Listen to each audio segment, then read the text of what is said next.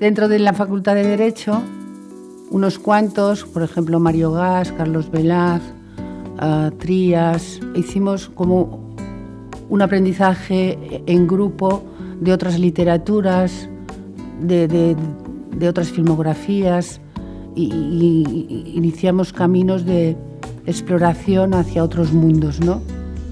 Y el mundo que en ese momento me pareció que podía yo recorrer paralelamente a Derecho, que era fácil la carrera, era el de interpretación. Aprendí a ser clandestina frente a la familia, iba a una escuela de arte dramático que se llamaba Driagual.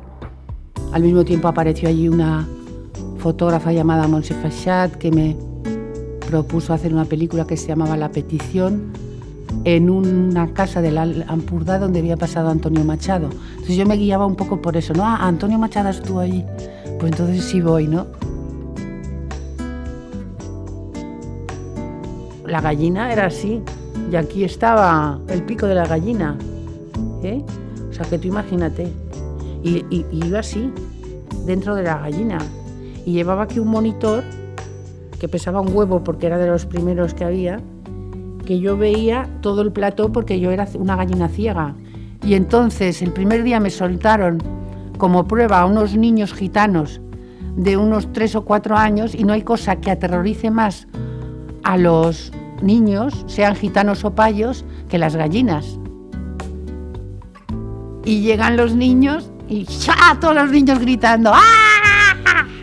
Y ahí comprendí que me lo tenía que ganar a pulso.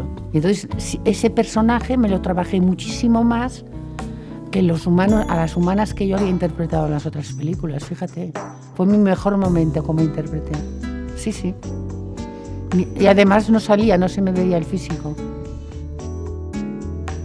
Ya no era la preciosidad aquella que fui al inicio, porque no había personajes que me atrajeran, porque no tenía opciones interesantes, y por todas estas cosas, y porque me gustaba mucho más escribir ya que sufrir o no sufrir, o pasar o no pasar.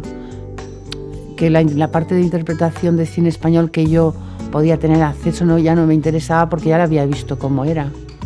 Quiero decir que a mí no me gusta quedarme mucho así en una cosa, prefiero saltar a otra si veo que esta no me satisface, ¿me entiendes? Pero siempre que tenga entusiasmo.